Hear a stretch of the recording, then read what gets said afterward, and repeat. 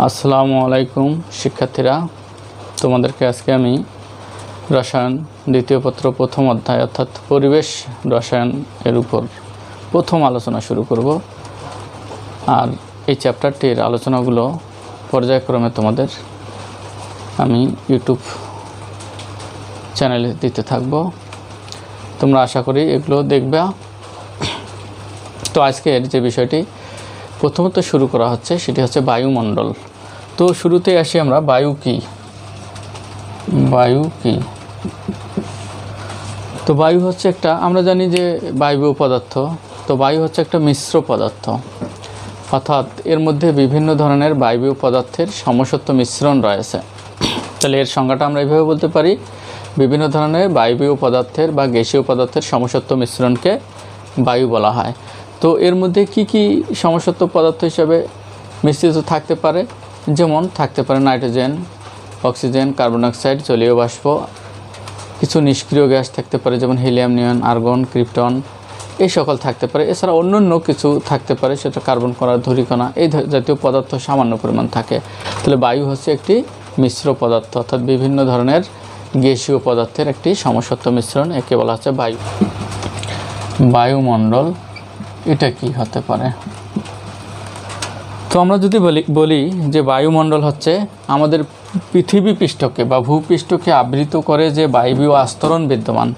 ধরে নিলাম যে এটা একটা পৃথিবী, তার পৃষ্ঠের চতুর্দিকে একটা বায়বীয় আস্তরণ রয়েছে। তাহলে ভূপৃষ্ঠকে আবৃত করে যে বায়বীয় আস্তরণ বিদ্যমান আছে, সেই আস্তরণটাকেই বলা হচ্ছে বায়ুমণ্ডল।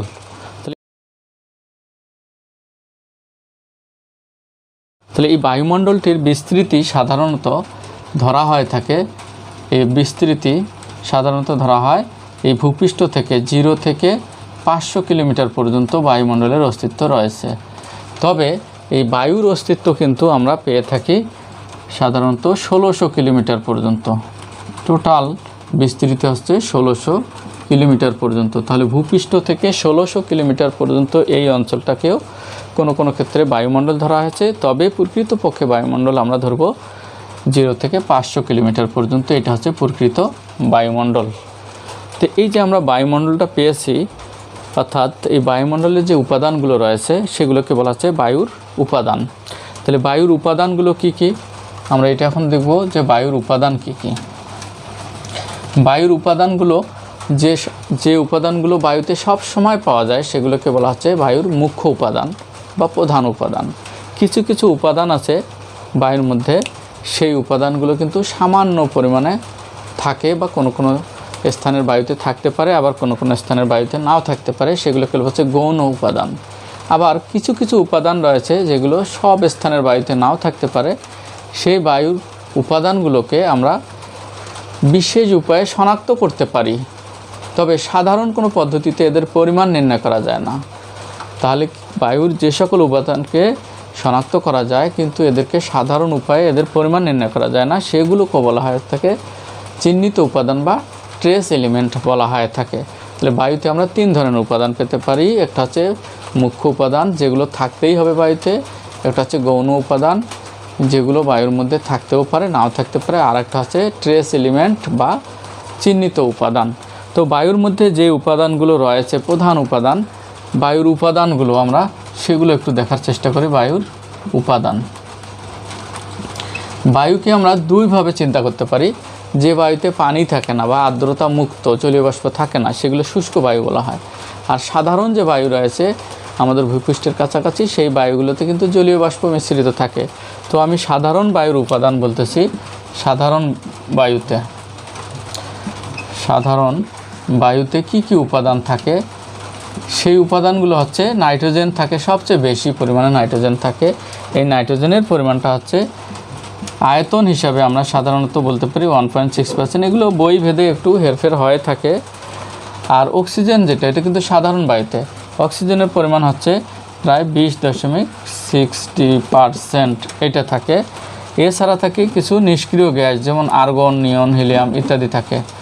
নিষ্ক্রিয় গ্যাস থাকে, সেটাও কম না, 0.8%। এরপর আমরা পাবো কার্বন ডাইঅক্সাইড, এটা সাধারণ বায়ুতে পাওয়া যায় 0.04% পেয়ে থাকি। জলীয় বাষ্প জলীয় বাষ্প, এটাও বায়ুর মধ্যে থাকে।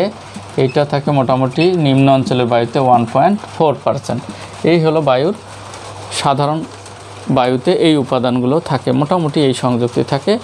বইভেদে একটু এগুলো হেরফের রয়েছে।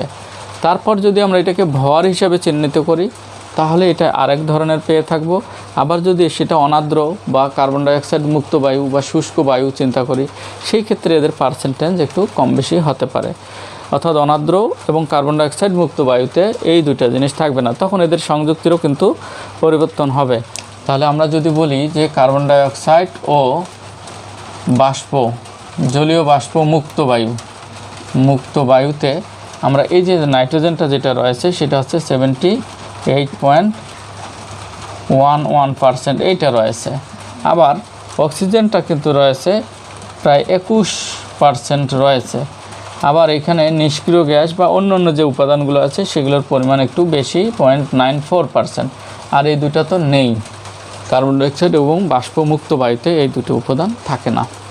তাহলে আমরা জানতে পারলাম যে বায়ুর উপাদানগুলো কি কি এবং এদের সাধারণ যে সংযুক্তি সেটা আমরা জানতে পারলাম।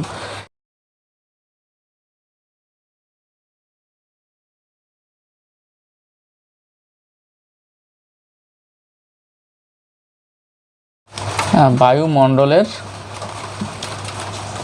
স্তর, তো কি কি স্তর রয়েছে সেটা আমরা চিন্তা করি। বায়ুমণ্ডলের স্তরগুলোকে প্রধানত তাপমাত্রা ও চাপের পার্থক্যের উপর ভিত্তি করে করা হয়েছে। তাপমাত্রা ও চাপের পার্থক্য অনুসারে বায়ুমণ্ডলকে 4 ভাগে ভাগ করা হয়েছে। এই বায়ুমণ্ডলটা অর্থাৎ 500 কিলোমিটার যে অংশটা আছে, বায়ুমণ্ডলকে 4 ভাগে ভাগ করা হয়েছে, 4 ভাগে বিভক্ত। এই হলো আমাদের বায়ুমণ্ডলটা 4 ভাগে বিভক্ত। তো শুরুতে অর্থাৎ ভূপৃষ্ঠের কাছাকাছি যে বায়ুমণ্ডলটি রয়েছে সেটাকে বলা হচ্ছে ট্রোপোস্ফিয়ার বা ট্রোপোমণ্ডল।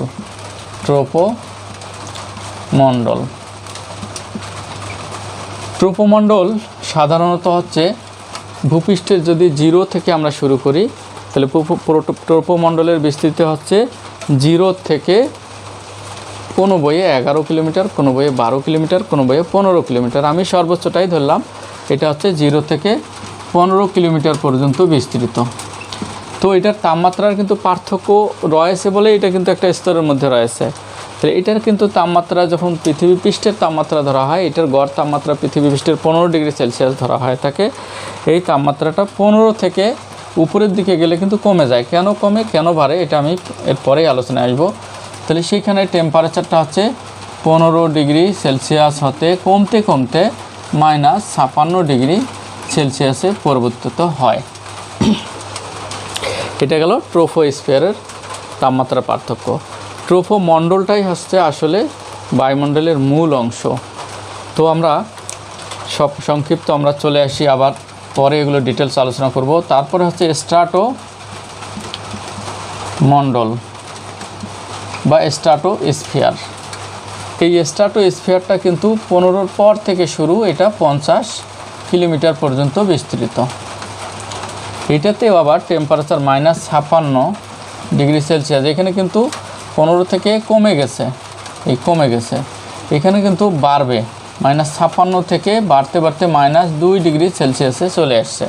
কোনো বইয়ে দেখা যাবে 0 ডিগ্রি সেলসিয়াস, আবার কোনো বইয়ে দেখা যাবে +2 ডিগ্রি সেলসিয়াস। তো আমি এটা বেশ কয়েকটা বইয়ে দেখেছি। তো -2 ডিগ্রি সেলসিয়াস বাইরের দেশের বইগুলোতে রয়েছে। বাংলাদেশে যেমন সঞ্জিত কুমারের বইয়ে 0 ডিগ্রি আছে, হাজারির বইয়ে +2 ডিগ্রি রয়েছে। তো আমি বেশিরভাগ বইয়ে দেখেছি -2 ডিগ্রি সেলসিয়াস, সুতরাং এটাই আমি দিচ্ছি। 3 নম্বরটা হচ্ছে স্ট্রাটোমণ্ডলের পরের যে মণ্ডলটা সেটা হচ্ছে মেসোমণ্ডল, মেসোস্ফিয়ার বা মেসোমণ্ডল।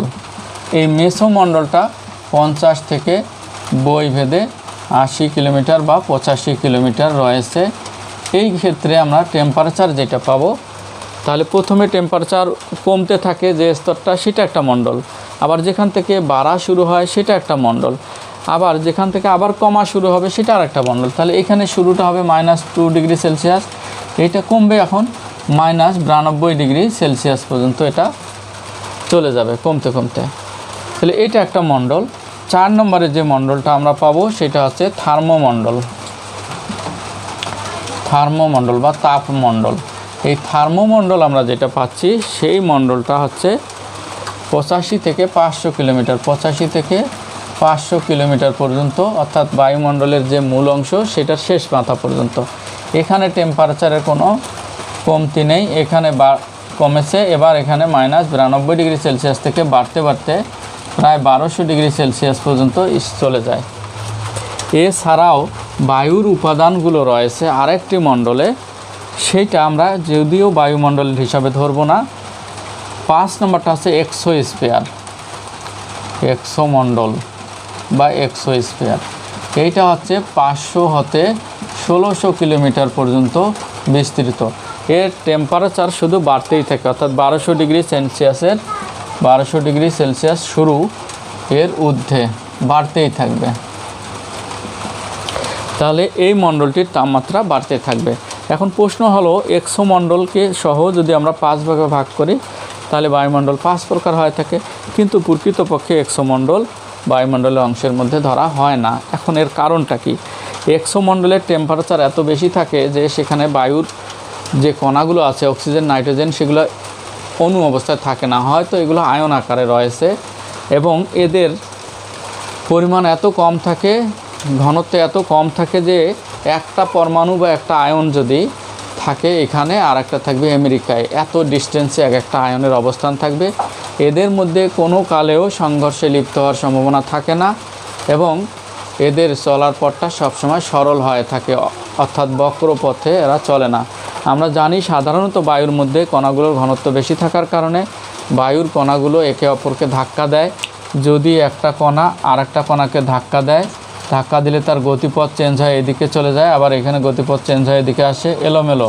অর্থাৎ বায়ুর কণাগুলোর বা গ্যাসের কণাগুলোর এলোমেলো গতি রয়েছে। এই ধরনের গতিকে কিন্তু ব্রাউনীয় গতি বলা হয় থাকে, এলোমেলো গতি। কিন্তু সেখানে এলোমেলো গতি নেই, তারা সরল পথে চলে। এদের মধ্যে আকর্ষণ হওয়ার কোনো সম্ভাবনা থাকে না, বিকর্ষণ হওয়ারও কোনো সম্ভাবনা থাকে না। অর্থাৎ বায়ুর যে অস্তিত্ব বা বায়ুর যে বৈশিষ্ট্য, এক্সোমণ্ডলে সেই উপাদানগুলো সেই বৈশিষ্ট্য দেখাতে পারে না। তাই এদেরকে বায়ুর উপাদান থাকলেও এটা বায়ুমণ্ডল নয়। তাহলে এটা বায়ুমণ্ডল নয়।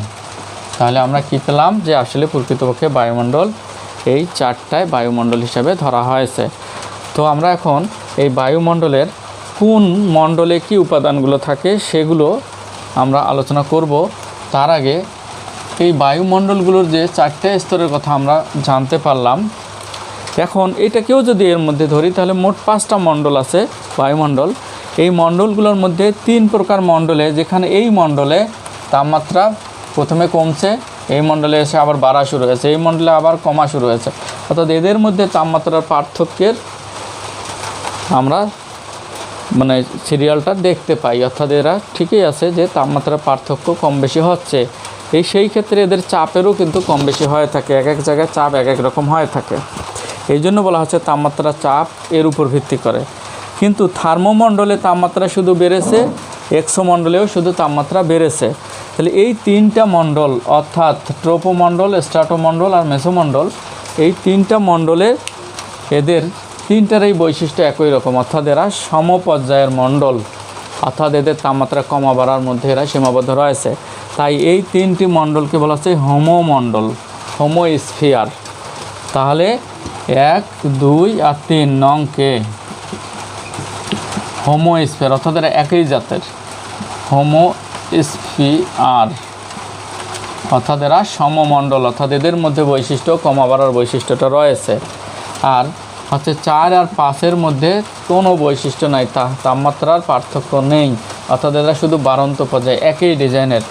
এই মণ্ডলটাকে, এই নংকে বলা হচ্ছে হেটারোস্ফিয়ার, বিষম মণ্ডল, হেটারোস্ফিয়ার বলা হয় থাকে। এখন আমরা যদি এটাকে একটু গ্রাফ আকারে দেখি, এই মণ্ডলগুলোর কোন মণ্ডলে কত টেম্পারেচার, এটার একটা চার্ট আমি তুলে ধরবো, সেই চার্টটি তোমরা দেখবা।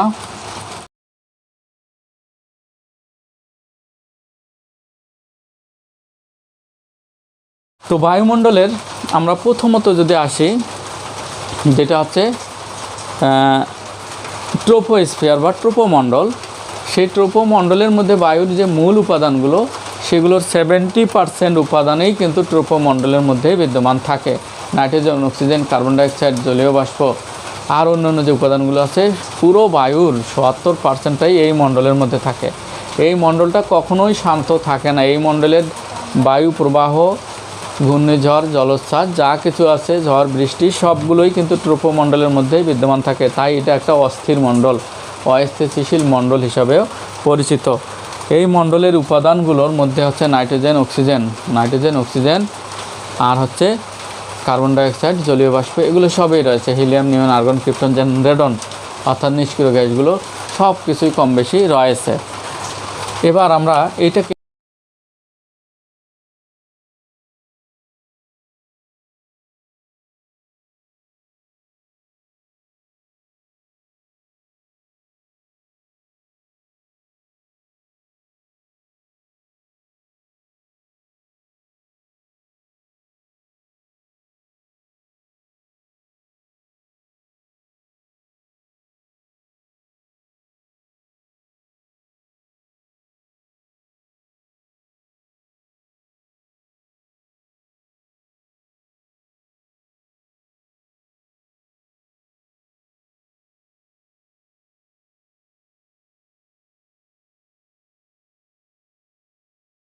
একটু পৃথিবী পৃষ্ঠটাকে যদি এইভাবে আমরা চিন্তা করি, তো পৃথিবী পৃষ্ঠের এই পজিশনটাকে আমি ধরতেছি, এই পজিশনটা বিষুব অঞ্চল মনে করে নিলাম। তো এই দিকে তাপমাত্রা কমে, এইদিকে টি এই পাশে বাড়ে, তাপমাত্রা এই পাশে বৃদ্ধি দেখানো হচ্ছে, এই পাশে কমানো দেখানো হচ্ছে। আর এটা তো হচ্ছে উচ্চতা। আমি যদি এটাকে উচ্চতা ধরি তাহলে এই ভূপৃষ্ঠের টেম্পারেচার ধরা হয়েছিল গড় 15 ডিগ্রি সেলসিয়াস। এইখান থেকে যতই উপরের দিকে যাব তাপমাত্রা আস্তে আস্তে কমবে। তো এই জায়গায় এসে একটা জায়গায় কিন্তু তাপমাত্রা স্থির থাকে। তাহলে এইটার নাম হচ্ছে ট্রোপোস্ফিয়ার। ট্রোপোমণ্ডল। এইখানকার এক জায়গায় এসে তাপমাত্রা স্থির থাকে। তাহলে এইখানে 15, এখানে এসে -56 ডিগ্রি সেলসিয়াস। তাহলে 56 ডিগ্রি সেলসিয়াস কিন্তু কিছু অংশে স্থির থাকে। যেই অংশটার মধ্যে তাপমাত্রার পার্থক্য থাকে না, সেই অংশটাকে বলা হচ্ছে ট্রোপোপজ। তাহলে ট্রোপোস্ফিয়ারের সর্বশেষ সীমানায় যে স্থানে তাপমাত্রার কোনো পরিবর্তন ঘটে না, অর্থাৎ সর্বনিম্ন তাপমাত্রাটাই রয়েছে, সেই জায়গাটাকে বলা হচ্ছে ট্রোপোপজ। এরপর আমরা আস্তে আস্তে যদি উপরের দিকে যাই তাহলে তাপমাত্রা কিন্তু বাড়তে থাকবে, বাড়তে থাকবে। কিন্তু এই জায়গায় এসে তাপমাত্রা হবে -2 ডিগ্রি সেলসিয়াস। এইটাকে বলা হচ্ছে স্ট্রাটোমণ্ডল।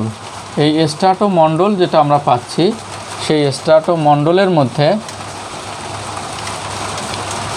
সর্বশেষ সীমানায় কিছু অংশে তাপমাত্রার কোনো পরিবর্তন হয় না, এটাকে বলা হচ্ছে স্ট্রাটোপজ। এরপর তাপমাত্রা আবার কি হবে, বাড়তে থাকবে, কমতে থাকবে। কমতে কমতে এক জায়গায় এসে -92 ডিগ্রি সেন্টিগ্রেড তাপমাত্রা স্থির হবে। এই যে জায়গা, এটা হচ্ছে মেসোমণ্ডল।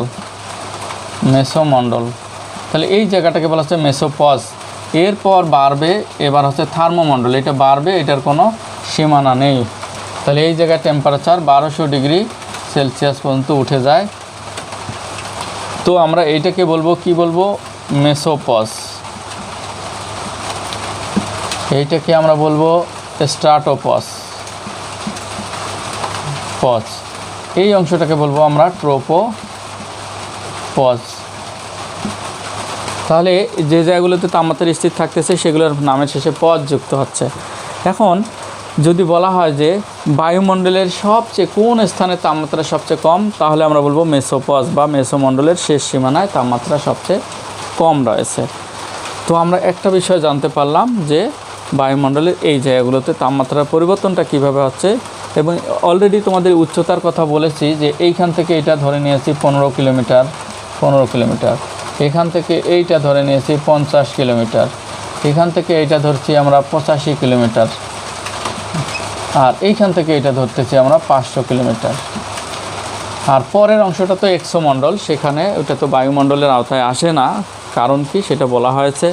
তাহলে আমরা বিভিন্ন মণ্ডলের তাপমাত্রা সম্পর্কে জানতে পারলাম এবং এই মণ্ডলগুলোর উচ্চতা জানতে পারলাম, তাপমাত্রার পার্থক্য কীভাবে হচ্ছে সেটা আমরা জানতে পারলাম। এই যে তাপমাত্রার পার্থক্য এবং এই জায়গাগুলোতে বায়ুর চাপ কত সেটা বের করেছে কিন্তু 4টা ডিভাইস ইউজ করে। একটা হচ্ছে রাডার, বিমান, আর হচ্ছে রকেট, আর এই জায়গাটাতে হচ্ছে, তাহলে 4টা বিষয়, বিমান, রকেট, রাডার আর ভূ উপগ্রহ কেন্দ্র দ্বারা এটার সাহায্য নিয়ে এই তাপমাত্রাগুলোর পার্থক্য নির্ণয় করে এই স্তরগুলো বিভক্ত করা হয়েছে।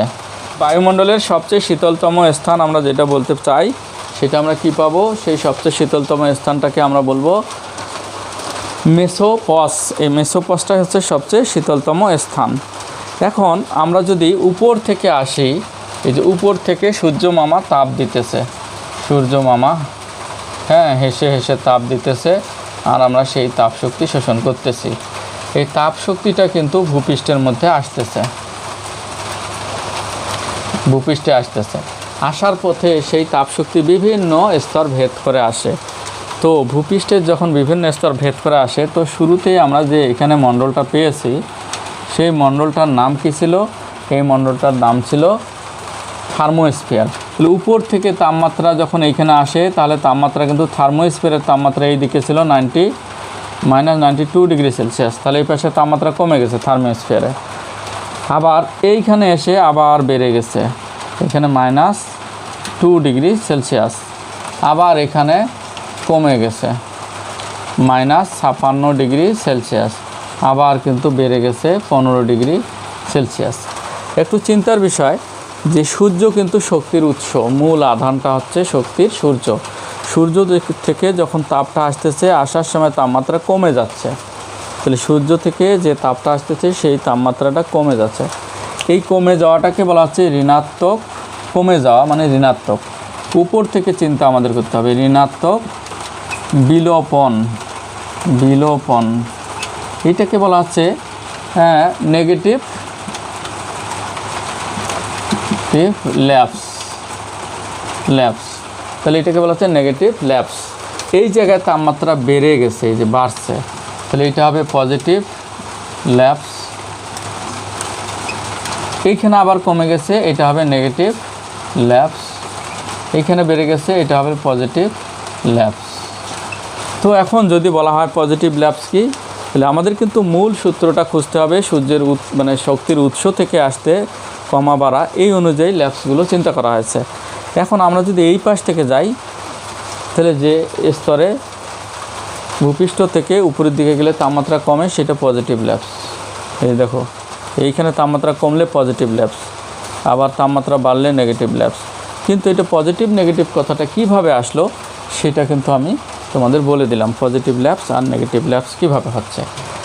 এবার আসি আমরা বায়ুমণ্ডলের বিভিন্ন স্তরে তাপমাত্রার পার্থক্যের কারণ আমরা ব্যাখ্যা করব। যে এই যে 4টা বায়ুমণ্ডলের স্তর রয়েছে সেখানে তাপমাত্রাগুলো কমে বাড়ে, এগুলোর কারণটা কি? বায়ুমণ্ডলে তাপমাত্রা পরিবর্তনের কারণ বিভিন্ন স্তরে, বায়ুমণ্ডলের বিভিন্ন স্তরে তাপমাত্রার পার্থক্যের কারণ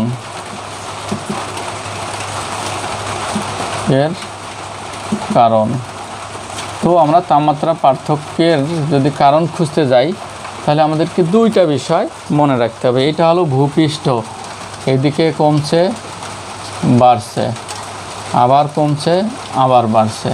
এইখানে আছে মনে করো সূর্য মামা, আমাদের সূর্য মামা ছাড়া কিন্তু কাজ হবে না। সূর্য মামা তাপ দিতেছে, আমাদের এই তাপ আসতেছে। তাহলে উপর থেকে আমাদের যখন বায়ুমণ্ডলের মধ্যে সূর্য থেকে আসা বিকিরণ ঢুকতেছে তখন উপর থেকে এখানে কিন্তু 2টা বিষয় কাজ করে। উপর থেকে তাপমাত্রা বাড়ানোর জন্য কাজ করে, নিচ থেকে তাপমাত্রা বাড়ানোর জন্য কাজ করে। কিভাবে? সূর্যরশ্মি যখন ভূপৃষ্ঠে আপতিত হয়, আসার সময় কিন্তু অনেক ঘাট পার হয়ে আসতে হয় তাকে। এই রশ্মিগুলো কেউ শোষণ করে, কেউ বিকিরণ করে, ধাক্কাধাক্কি, মারামারি, বিভিন্ন কাহিনী পার করে যখন সে ভূপৃষ্ঠে চলে আসে তখন ভূপৃষ্ঠটা উত্তপ্ত হয়, আবার ভূপৃষ্ঠ ওই তাপ ছেড়ে দেয়, সেইটা বিকিরিত হয়ে চলে যায়। আবার চলে যাওয়ার সময় কেউ কেউ দয়া পরবশ হয়ে কী করে, ওই তাপটাকে ধরে রাখে, এটাও একটা কারণ। তাহলে উপর থেকে আসা একটা কারণ, নিচ থেকে বিকিরণ একটা কারণ, তাহলে তাপমাত্রা পার্থক্য। আর একটা আমাদের জিনিস জানতে হবে, উপরের দিকে নিচের দিকে বায়ুর যে উপাদানগুলো থাকে সেগুলো প্রায় সব উপাদানে থাকে, নাইট্রোজেন, হাইড্রোজেন, অক্সিজেন এগুলো সবেই থাকে। প্রথম দুইটা স্তরের মধ্যে বায়ুর উপাদানগুলো অণু অবস্থায় থাকে, প্রথম দুইটা স্তরে বায়ুর উপাদান অণু থাকে, পরেরগুলোতে অণু থাকে না, সেখানে থাকে পরমাণু অবস্থা বা আয়ন অবস্থা থাকে, আয়ন অবস্থা। তাহলে উপরের দিকের স্তরগুলোতে পরমাণু অবস্থা বা আয়ন অবস্থা থাকে, শক্তির প্রভাবে তারা অণু থাকতে পারে না, আয়নে রূপান্তরিত হয়। যদি কোনো একটা পরমাণুর মধ্যে, ধরে নিলাম একটা অণু, এই অণুটার মধ্যে যদি শক্তি আসে, শক্তিশালী শক্তি, তাহলে অণুটা পরমাণু হয়ে যায়। পরমাণুটার মধ্যে যদি খুব শক্তিশালী রশ্মি আসে, তাহলে পরমাণুটা তো শক্তি নিয়েই নিচ্ছে অলরেডি, এবার পরমাণুর ভিতরে ইলেকট্রনটা শক্তি নিয়ে ইলেকট্রন লাফ দিয়ে পালিয়ে ঘুরে বেড়ায়, রাস্তাঘাটে ঘুরে বেড়ায়, হ্যাঁ, সেটা ভবঘুরের মতো, তখন এর ইলেকট্রন কমে যায়, প্লাস হয়ে যায়। তাহলে বিভিন্ন স্তরে বা উচ্চতর স্তরগুলোতে কিন্তু অণুর অস্তিত্ব নেই, তারা পরমাণু অবস্থায় বা আয়ন অবস্থায় থাকে। পরমাণু অবস্থায় থাকাকালীন এই বিখ্যাত পরমাণু যখন, নাইট্রোজেনও কিন্তু ভবঘুরের মতো পরমাণু হতে পারে, ঘুরে বেড়ায়, তখন এনও হয়ে যায়। এনোর উপর যখন এসে শক্তি পড়ে, তখন তার মধ্যে থেকে একটা বা দুইটা ইলেকট্রন লাফ দিয়ে পালিয়ে চলে যায়, আর ওর কাছে চিরতরে আসে না, তখন এনও প্লাস হতে পারে। তাহলে সেখানে আমরা যেগুলো পেতে পারি, যে উপরের দিকের দুইটা স্তরের মধ্যে আমরা পেতে পারি oxygen plus, nitrogen plus, NO plus, O2 plus, এরকমও থাকতে পারে, অর্থাৎ অক্সিজেন অণুটা 2 প্লাস হতে পারে, N2 এটাও প্লাস অবস্থায় থাকতে পারে, বিভিন্ন ডিজাইনের তারা অবস্থান করে উপরের দিকে স্তরে। এখন আমরা আসি উপর থেকে নিচের দিকে আসার সময় কেন তাপমাত্রার পার্থক্য হয়, সেটা আমরা এখন খোঁজার চেষ্টা করব। তাহলে শুরুতে আমরা আসি যে উপর থেকে যখন সূর্যের রশ্মিগুলো এই দিকে ঢুকতেছে, তখন সূর্য রশ্মি থেকে কিন্তু অনেক শক্তিশালী রশ্মি আসে। সেই রশ্মিগুলো সবগুলোর মধ্যে বিশেষ করে অতিবেগুনি রশ্মি, অবলোহিত রশ্মি, দৃশ্যমান রশ্মি এগুলোই পৃথিবীর দিকে আগমন করে। আর যে গামা রশ্মি, টামা রশ্মি আছে সেগুলো মনে করো যে আরও উপরের স্তরে থাকে, বা কসমিক রে। তাহলে যখন অতিবেগুনি রশ্মিগুলো এইখান থেকে আসতে শুরু করে, এদিকে কিন্তু বাতাসের পরিমাণ হালকা, যখন আমাদের থার্মোস্ফিয়ারে সূর্য থেকে আসা শক্তিশালী অতিবেগুনি রশ্মিগুলো প্রবেশ করে, তখন নাইট্রোজেন আর হাইড্রোজেন যে গ্যাস, এটা গ্যাস অবস্থায় যদিও থাকে না, তো নাইট্রোজেন যে অবস্থায় থাক আর অক্সিজেন যে অবস্থায় থাক না কেন, এই নাইট্রোজেন আর অক্সিজেন পরমাণু বা আয়ন বা গ্যাসগুলো এইখানে শুধুমাত্র এতগুলো রশ্মি সূর্য থেকে আসে, এগুলো কোনোটাই সে শোষণ করতে পারে না, কারণ তার বন্ধন আর তার রোটেশন, আবর্তনের জন্য যে শক্তি দরকার হয় সেগুলো একটাও কাজে লাগে না, তার প্রয়োজন হয় শুধুমাত্র অতিবেগুনি রশ্মি। তাহলে নাইট্রোজেন আর অক্সিজেন এরা শুধু ইউভি রশ্মি শোষণ করতে পারে। তাহলে উপর থেকে আসা রশ্মিগুলো যখন এই স্তরে প্রবেশ করে, তখন শুধু ইউভি রশ্মি এরা কিছু পরিমাণে শোষণ করে। তো সব রশ্মি শোষণ করতে পারে না, ইউভি রশ্মি থেকে কিছু শক্তি শোষণ করে, আর ইউভি রশ্মিটা ইউভি থেকে যায় কিন্তু তার শক্তি কমে যায়, তখন তরঙ্গদৈর্ঘ্য বেড়ে যেতে পারে। ইউভি রশ্মিগুলো 3 আইটেমের, A, B, C 3 ক্যাটাগরির। এটা হচ্ছে কম শক্তির, তরঙ্গদৈর্ঘ্য বেশি, বিটা হচ্ছে একটু বেশি শক্তির, তরঙ্গদৈর্ঘ্য কম, সিটা হচ্ছে সবচেয়ে বেশি শক্তির, তরঙ্গদৈর্ঘ্য আরও কম। তাহলে উপর থেকে এই রশ্মিগুলো আসার সময় এই নাইট্রোজেন আর অক্সিজেন যেহেতু শুধু অতিবেগুনি রশ্মি শোষণ করতে পারে, তাহলে উপরের দিকে অতিবেগুনি রশ্মিগুলো বেশি শোষণ হবে, আর ক্রমান্বয়ে ভিতরের দিকে আসলে অতিবেগুনি রশ্মিগুলোর শক্তি কমে যাবে, কারণ শক্তি যদি শোষণ হয় তাহলে ভিতরের দিকে আসলে ওদের শক্তি কমে যাচ্ছে, নিচের দিকে কম শক্তি শোষণ হবে।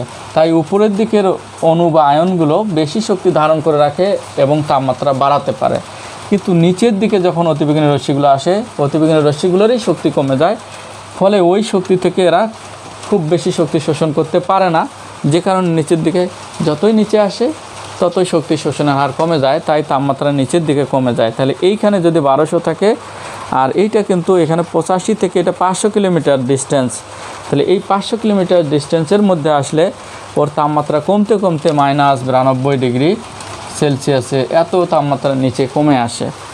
এবার এই জায়গায় এসে তাহলে কি হলো, তাপমাত্রা আবার বাড়া শুরু হলো কিভাবে? এই যে স্তরটা রয়েছে এটাকে বলা হচ্ছে মেসোমণ্ডল। এই মেসোমণ্ডলের মধ্যে কিছু গণ্ডগোল ঘটে থাকে। মেসোমণ্ডলে যখন ওই রশ্মিগুলো এসে যায়, তখন মেসোমণ্ডলে নাইট্রোজেন এবং অক্সিজেনের পাশাপাশি কিছু থার্ড পার্টিকেল থাকে। এই থার্ড পার্টিকেলগুলোর সৃষ্টি এই দিকে, অর্থাৎ নিম্ন স্তরে থার্ড পার্টিকেলগুলো থাকে, যে পার্টিকেলগুলো কিছু শক্তি শোষণ করতে পারে। কোনো একটা পরমাণু শক্তি শোষণ করেছে, সেখান থেকে কিছু শক্তি শোষণ করে ওই পরমাণু বা আয়নটাকে সুস্থিতি অর্জন করতে সাহায্য করে।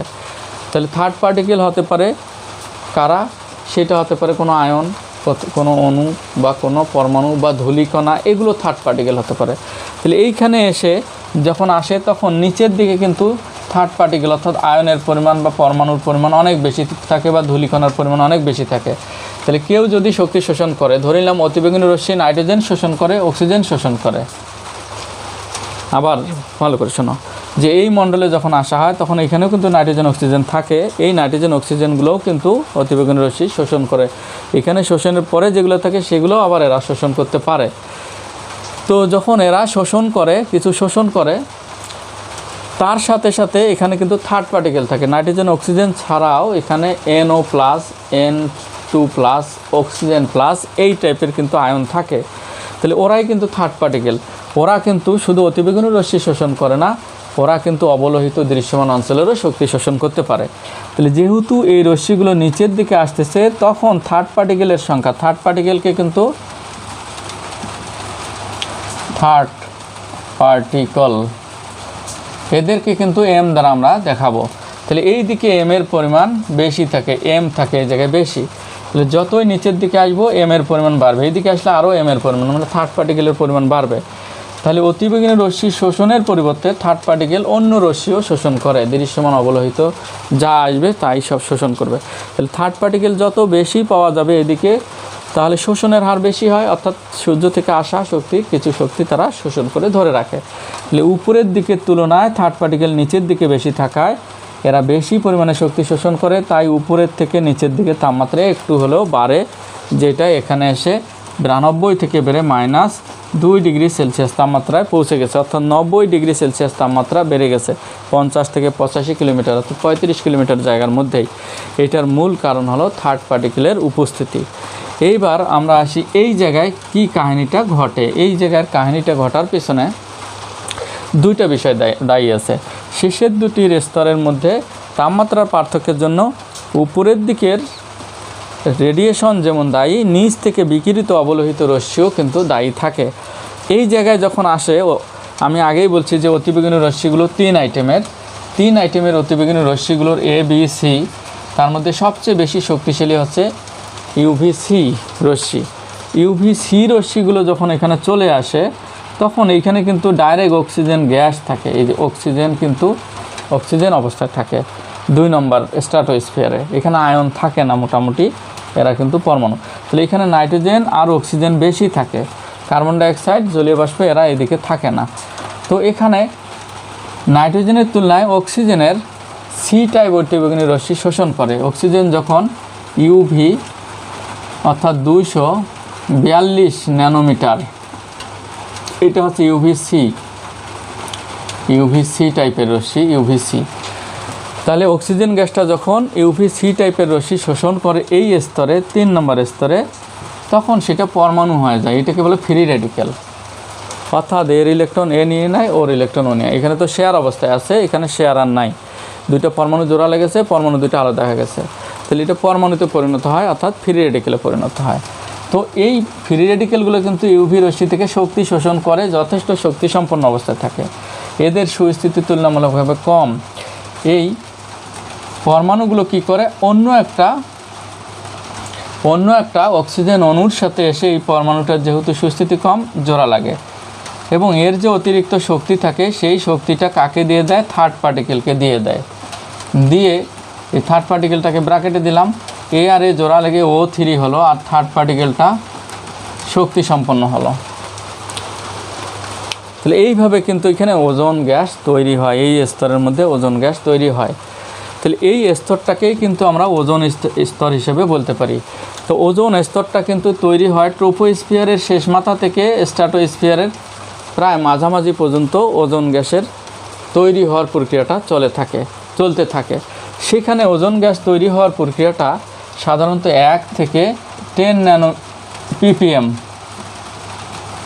1 থেকে 10 ppm ঘনমাত্রার ওজোন গ্যাস থাকে এইটুকু জায়গার মধ্যে। তো দেখা গেছে 20 থেকে 30 কিলোমিটার, তাহলে স্ট্র্যাটোস্ফিয়ারের 20 থেকে 30 কিলোমিটার যে স্থানটা রয়েছে, ধরে নিলাম এই স্থানটাতে তুলনামূলকভাবে ওজোন গ্যাসের ঘনত্ব সর্বোচ্চ 10 ppm পর্যন্ত থাকতে পারে। এইটুকু জায়গার মধ্যে গড় 6 ppm ধরা হয়, সর্বোচ্চ 10 ppm পর্যন্ত থাকতে পারে। ppm পার্টস পার মিলিয়ন, অর্থাৎ 10 লক্ষের মধ্যে থাকে 10টা। যদি থাকে 10 লক্ষ অণু, তাহলে 10টা অণু থাকে ওজন। তাহলে তাই বলে যে একেবারে ওজন দিয়ে ভর্তি সেটা না, ওজনের পরিমাণ একটু বেশি। এইটুকু অংশকে বলা হচ্ছে ওজোন স্তর। এখন এই ওজোন স্তরটা কিন্তু ঘনত্ব সাধারণত এই দিকেও থাকে, অর্থাৎ স্ট্র্যাটোস্ফিয়ারের শেষের দিক থেকে শুরু করে 12 বা 15 কিলোমিটার থেকে শুরু করে 30 কিলোমিটার পর্যন্ত থাকে। তবে সর্বোচ্চ ঘনত্ব 20 বা 25 হতে 30 কিলোমিটারের মধ্যে বিদ্যমান থাকে। কোনো বইয়ে 20 থেকে 30, কোনো বইয়ে 25 থেকে 30 বলছে।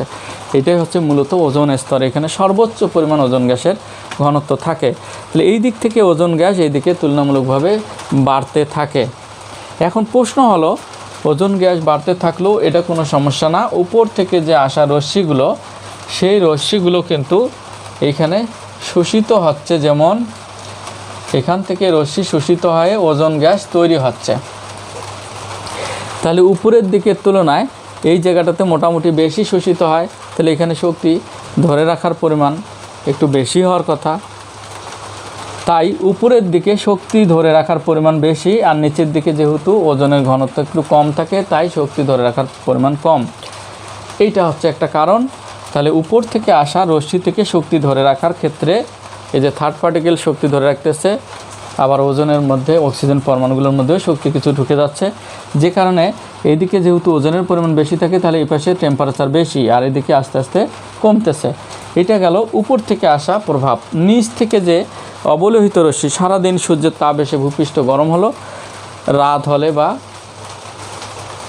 কিছুক্ষণ পর সেই তাপ শক্তিটা আবার বিকিরিত হয় অবলোহিত রশ্মির রূপে। এটা ফিরে যাওয়ার সময় কিন্তু এটা কিছু কিছু গ্যাসীয় অণু আছে যেগুলো অবলোহিত অঞ্চলের রশ্মি শোষণ করে ধরে রাখতে পারে। ওজোন হচ্ছে তার মধ্যে একজন প্লেয়ার। যে যে জায়গায় এখান থেকে এদিকে যেহেতু ওজনের পরিমাণ বেশি থাকে, এই জায়গাগুলোতে তুলনামূলকভাবে প্রথমের দিকে ওজনের ঘনত্ব বেশি, এদিকে কম, এইদিকে ওজনের ঘনত্ব কম, এদিকে বেশি। তাহলে সুতরাং এই দিকের তুলনায় এদিকে ওজন অণুগুলো বেশি থাকে, বিকিরিত তাপশক্তি বেশি গ্রহণ করতে পারে, তাই এদিকে তাপমাত্রা বেশি। তাহলে উপর থেকে আসার কারণেও কিন্তু তাপমাত্রা এদিকে কমতেছে, অর্থাৎ এইদিকে বেশি শোষণ হচ্ছে। আবার এই দিক থেকে যাওয়ার সময় এদিকে ওজনের পরিমাণ বেশি থাকার কারণে বিকিরিত রশ্মিও বেশি শোষণ হচ্ছে। সুতরাং এই স্তরের তাপমাত্রার পার্থক্য আমরা বুঝতে পারলাম যে স্ট্র্যাটোস্ফিয়ারে কেন তাপমাত্রার পার্থক্য পরিলক্ষিত হয়। এখন আমরা আসবো ট্রোপোস্ফিয়ারটাতে কী কারণে তাপমাত্রার পার্থক্য পরিলক্ষিত হয়। ট্রোপোস্ফিয়ারের বায়ুর যত আইটেমের উপাদান আছে সব উপাদানেই রয়েছে। তাহলে ট্রোপোস্ফিয়ারের বায়ুর উপাদানগুলোর মধ্যে নাইট্রোজেন, অক্সিজেন, কার্বন ডাইঅক্সাইড, জলীয় বাষ্প, আর্গন, হিলিয়াম, নিয়ন, ক্রিপ্টন, ধূলিকণা, বালুকণা, ঝড় বৃষ্টি যা কিছু আছে সবই এই স্তরের মধ্যে বিদ্যমান রয়েছে। এখন আমরা যদি লক্ষ্য করি এই উপাদানগুলোর মধ্যে দেখো গ্রিন হাউস গ্যাস বলে কিছু গ্যাস রয়েছে। নাইট্রোজেন আর অক্সিজেন কিন্তু না, এরা অবলোহিত রশ্মিও শোষণ করতে পারে না, দৃশ্যমানও শোষণ করতে পারে না, এরা শুধু অতিবেগুনি রশ্মি শোষণ করতে পারে। তো এইখানে অতিবেগুনি রশ্মি যেগুলো আসে সেগুলো এদের শোষণ করার ক্যাপাসিটি নেই, এরা সূক্ষ্ম তরঙ্গদৈর্ঘ্যের অতিবেগুনি শোষণ করার ক্ষমতা রাখে। কিন্তু কার্বন ডাইঅক্সাইড, জলীয় বাষ্প, মিথেন, হিলিয়াম, ওজোন এই টাইপের যে অণুগুলো রয়েছে, হাইড্রোকার্বন, তাহলে এই অণুগুলো কিন্তু বিশেষত্ব একটা হচ্ছে এরা ভারী, এদের তুলনায় এই অণুগুলো ভারী, এরা নিম্ন স্তরের দিকে বেশি থাকে। ভারী উপাদানগুলো নিচে থাকে, হালকাগুলো উপরে যায়, তাহলে এই উপাদানগুলো নিচের দিকটাতে বেশি থাকে। এখন ভূপৃষ্ঠ থেকে বিকিরিত যে তাপশক্তি, সেই শক্তিগুলো ওরা শোষণ করার ক্ষমতা রাখে। তাহলে এই উপাদানগুলো যেহেতু ভূপৃষ্ঠের কাছাকাছি বেশি থাকে, যতই উপরে যাওয়া হয় এই ভারী গ্যাসীয় উপাদানগুলো ততই উপরের দিকে কম থাকে। তাহলে তাপশক্তি শোষণের ক্ষমতা নিচে বেশি। এটা কিন্তু উপরের তাপের প্রভাব না, এটা নিচ থেকে বিকিরিত তাপের প্রভাবে।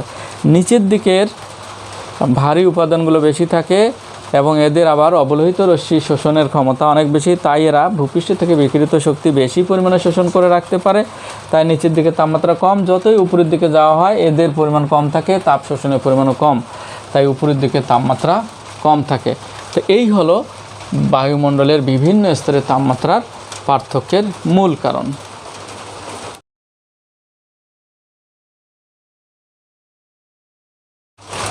নিম্নচাপ।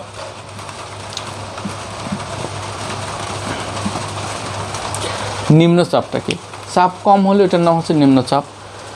ভূপৃষ্ঠের কোনো অঞ্চলে যদি দীর্ঘ সময়ের জন্য তাপমাত্রা বেশি থাকে বা সূর্যের আলো ওখানে এক সপ্তাহ ধরে প্রচুর পরিমাণে বিকিরিত হচ্ছে ভূপৃষ্ঠের মধ্যে, তো এই সূর্য তাপের ফলে ভূপৃষ্ঠটা গরম হয়ে যাচ্ছে। গরম হয়ে গেলে সেই জায়গার বাতাসগুলো উত্তপ্ত হয়ে যাচ্ছে। বাতাস যতই উত্তপ্ত, গ্যাসীয় পদার্থের প্রসারণ ক্ষমতা বেশি, বাতাস যত বেশি উত্তপ্ত হবে তত সেই জায়গার বাতাসগুলো দূরে দূরে সরে যাবে, বাতাসের অণুর পরিমাণ কমে যাবে। তাহলে বাতাসের কণার পরিমাণ কমে গেলে চাপ কমে যাবে। তো চাপ কমে গেলে সেটার নাম হচ্ছে নিম্নচাপ। সাধারণত 1 ATM চাপ ধরা হয়, সেটা যদি বাতাস কমতে কমতে সেখানে 30 মিলিমিটার পারদচাপ, অর্থাৎ 760 মিলিমিটার পারদচাপ হচ্ছে 1 ATM, সেখানে 30 মিলিমিটার পারদচাপ 100 মিলিমিটার পারদচাপে নেমে আসলো, তাহলে ওইটাই হলো নিম্নচাপ। যখন একেবারে অস্বাভাবিকভাবে চাপ কমে আসে তখন কি ঘটে, যে চতুর্দিকের যে ঘন বাতাসগুলো আছে, অর্থাৎ এই জায়গায় যদি চাপ হয় 100 মিলিমিটার পারদচাপ, যেটা থাকার কথা 760 মিলিমিটার পারদচাপ, তাহলে এই জায়গায় নিম্নচাপ। কিন্তু এইখান থেকে 100 কিলোমিটার দূরে চাপ হচ্ছে অনেক বেশি, 760 মিলিমিটার পারদচাপ। তাহলে ওই ঘন বাতাসগুলো সুযোগ বুঝে কোনো একদিন যদি টেম্পারেচার একটু কমা বাড়া হয়ে থাকে, ওরা সুযোগ বুঝে এসে চতুর্দিক থেকে এই ফাঁকা জায়গাটা যেখানে বাতাস কম থাকতেছে, চাপ কম, সেই জায়গাটা পূরণ করার জন্য ছুটে আসবে। তাহলে এই জায়গাটায় মনে করো চাপ কম, হ্যাঁ, নিম্নচাপ হলো চাপ। এইদিকে ঘন বাতাস, এদিকের ঘন বাতাস, এদিকের ঘন বাতাস এসে ওই জায়গাটা পূরণ করার জন্য চলে আসবে। এসে যখন এখানে সব দিকের বাতাসগুলো সে ধাক্কা লাগবে, তখন ওদের আর যাওয়ার পথ থাকবে না, তখন ওরা ঘুরে ঘুরে উপরের দিকে ওঠা শুরু করবে, অর্থাৎ ঘূর্ণন সৃষ্টি হবে, যেটা কি বলা হচ্ছে ঘূর্ণিঝড়। তো এই ঘূর্ণিঝড়টা সাধারণত স্থলভাগে যদি হয়ে থাকে, তখন আমাদের দেশের প্রেক্ষাপটে এটাকে আমরা কালবৈশাখী বলে থাকি। সব সময় কালবৈশাখীর ঝড় উত্তর দিক থেকে আসা শুরু হয়। কেন? উত্তর দিক থেকে ধাক্কা মেরে আসে, পূর্ব পশ্চিম উত্তর দক্ষিণ দিকে যাওয়া শুরু করে। এটার কারণটা কি? উত্তর দিকে আমাদের হিমালয় পাহাড় রয়েছে, দার্জিলিং রয়েছে, ওই দিকে তাপমাত্রা অনেক কম তাপমাত্রায় বাতাসের ঘনত্ব বেশি, চাপও বেশি। ওই দিক থেকে যে বাতাসটা আসে, অর্থাৎ এইটা যদি হিমালয় এলাকা হতে আসে, তাহলে এই দিকের ঘনত্ব অনেক বেশি বাতাসের, তাহলে এই দিক থেকে স্বভাবতই বেশি পরিমাণ বাতাস এসে ধাক্কা মারবে, এই দিকের ধাক্কা কম, ফলে একে ঠেলে ঠেলে এইদিকে নিয়ে যাবে ঘূর্ণনটাকে, এবং যেই দিক দিয়ে যাবে সেই দিক দিয়ে কলা গাছ ফেলে দিয়ে যাবে, বাড়িঘর ভেঙে ফেলে দিয়ে যাবে। এই হলো কাজ কারবার। তাহলে আমাদের নিম্নচাপ এভাবে সৃষ্টি হয়, নিম্নচাপের ফলে ঝড় সৃষ্টি হয় স্থলভাগে। আমাদের দেশের প্রেক্ষাপটে এটাকে বলা হচ্ছে ঘূর্ণিঝড়, না, এটাকে বলা হচ্ছে কালবৈশাখী। আবার কিছু কিছু আছে লোকাল, নদীর মধ্যে সৃষ্টি হয়, অর্থাৎ লোকাল এরিয়ায় সৃষ্টি হয় এবং তীব্র গতিসম্পন্ন হয়। তাহলে যেখানে যেমন হচ্ছে ব্রহ্মপুত্র নদী, যমুনা নদী, সেই নদীগুলোর ক্ষেত্রে এরকম যদি নিম্নচাপ সৃষ্টি হয়, সেখানে যদি ঘূর্ণন সৃষ্টি হয় এবং প্রচণ্ড গতিসম্পন্ন হয়, সেটাকে বলা হচ্ছে টর্নেডো। হ্যাঁ, টর্নেডো। সাগরের মধ্যে যদি বায়ুর তাপমাত্রা সাধারণত গড় তাপমাত্রা ধরা হয় 29 ডিগ্রি সেলসিয়াস, না 27 ডিগ্রি সেলসিয়াস তাপমাত্রা সমুদ্রপৃষ্ঠের উপরে, যদি এইটার তাপমাত্রা কোনো কারণে বেড়ে 2 ডিগ্রিও যদি বেড়ে যায়, 27 থেকে 29 হয়ে যায়, তাহলে নিম্নচাপের সৃষ্টি হয়। তো স্থলভাগে নিম্নচাপ হলে যে ঝড়টা সৃষ্টি হয়, সেইটা ধাক্কা মারতে মারতে, কলা গাছ ভাঙতে ভাঙতে, বড় বড় গাছপালা ফেলে দিয়ে একসময় সেটার পাওয়ার কমে যায়, কিছু দূর যে ওটা থেমে যায়। কিন্তু সাগরের মধ্যে কোনো জায়গায় যদি এরকম নিম্নচাপ সৃষ্টি হয়, তাহলে সেখানে যে ঘূর্ণনটা সৃষ্টি হবে বাতাসের, সেই ঘূর্ণনটাকে থামানোর জন্য সেখানে কোনো প্রকার গাছপালা নাই, কলা গাছও নাই। তো সেইটা ক্রমান্বয়ে ঘুরতে ঘুরতে ঘুরতে ঘুরতে বিশাল শক্তি সম্পন্ন করে বিরাট এরিয়া, কয়েকশো কিলোমিটার এরিয়া বা কয়েক হাজার কিলোমিটার এরিয়ায় তার ঘূর্ণনটা বৃদ্ধি করে। এই ঘূর্ণনটা যেই দিক দিয়ে আসবে, সাধারণত এই ঘূর্ণনটা আসবে কোন দিকে? স্থলভাগের দিকে আসবে নিশ্চিত।